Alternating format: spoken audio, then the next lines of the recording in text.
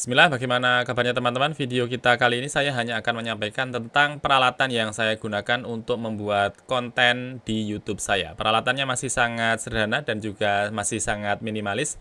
Ada laptop, kemudian ada mic, kemudian ada kamera, kemudian ada monitor extend, serta di bagian atas ada softbox ya. Semuanya masih sangat sederhana dan juga minimalis. Tetapi walaupun masih sangat sederhana dan juga minimalis, harapannya masih ada video-video yang ada di channel YouTube yang saya miliki ini yang bisa memberikan manfaat kepada teman-teman. Dan selanjutnya, mari kita coba lihat peralatan apa saja yang saya punya untuk membuat konten ini. Ini adalah laptop yang biasa saya gunakan untuk bekerja, juga termasuk laptop yang saya gunakan untuk membuat konten. Ini adalah MSI, kemudian menggunakan Core i7, kemudian generasi ke-8.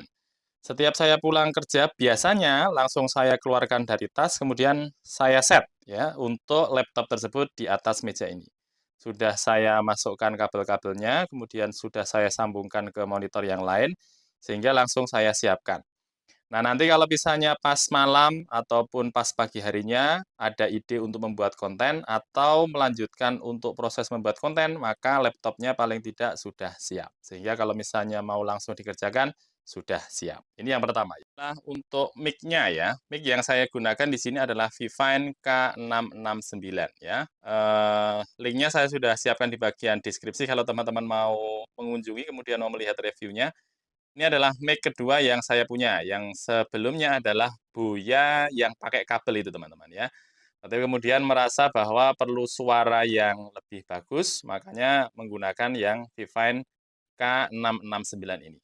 Jadi kalau saya lihat, orang itu lebih cenderung bisa memberikan toleransi video jelek daripada suara yang jelek. Sehingga saya cari mic yang kurang lebih agak bagus walaupun tidak begitu, bagus-bagus banget gitu, tapi sudah cukup ya untuk yang Vivine K669 ini. Jadi sementara ini saya masih menggunakan Vivine K669, untuk membuat konten-konten saya. Berikutnya untuk kamera, kamera saya menggunakan, mirrorless Sony A5000 ya, Sony A5000. Ini adalah kamera mirrorless yang biasa saya gunakan untuk, menampilkan wajah ketika membuat konten. Nah, ini dulu belinya second ya, untuk link-nya sudah saya siapkan di bagian deskripsi juga kalau misalnya teman-teman tertarik. Enaknya kalau kita menggunakan yang Sony A5000 ini walaupun, second masih, cukuplah buat saya ya, bisa memantau untuk, tampilan yang, saya lihat nanti di video dengan menggunakan layarnya ini ya, sehingga bisa terlihat. Nah, ini lensanya masih lensa, bawaan dari apa namanya, dari kameranya ya, menggunakan Sony A5000 ini. Kemudian yang berikutnya adalah, monitor extend-nya ya, sehingga saya menggunakan 2 buah monitor. Monitor yang pertama adalah monitor yang dari laptop, kemudian monitor yang kedua adalah monitor extend ya.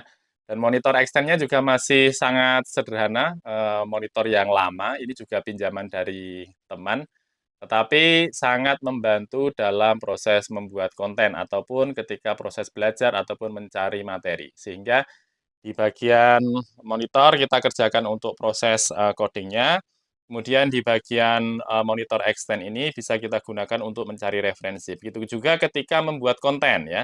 Konten saya rekam menggunakan laptop, tapi untuk, contekannya apa yang harus saya tulis biasanya saya masukkan di bagian monitor extend ini. Begitu juga dengan langkah-langkahnya biasanya saya tulis di bagian, monitor extend sehingga, untuk alurnya bisa lebih tertata ya daripada langsung on the fly kita sampaikan tetapi tidak punya, langkah-langkah yang mau disampaikan sehingga biar lebih tertata. Kemudian yang berikutnya adalah softbox ya, softbox walaupun, apa namanya, menengah ke bawah ini adalah softbox E27 ya untuk memberikan kecerahan pada tampilan muka saya ketika membuat konten, sehingga mukanya biar tidak terlalu kusut ya. Ini juga sudah saya siapkan di bagian deskripsi untuk, link kalau teman-teman mau lihat untuk reviewnya ya. Itu tadi peralatan yang biasa saya gunakan untuk membuat video-video di channel YouTube saya, seperti yang sudah saya bilang di bagian awal masih sangat sederhana dan sangat minimalis. Kalau teman-teman masih ada ide ataupun ada saran tentang peralatan yang perlu saya tambahkan, silahkan disampaikan di bagian komentar. Dan tentu saja silahkan disampaikan dengan budget seminimalis mungkin. Karena kita masih low budget, teman-teman. Terima kasih sudah menyimak dan semoga ada manfaatnya. Kita akan berjumpa lagi di video berikutnya.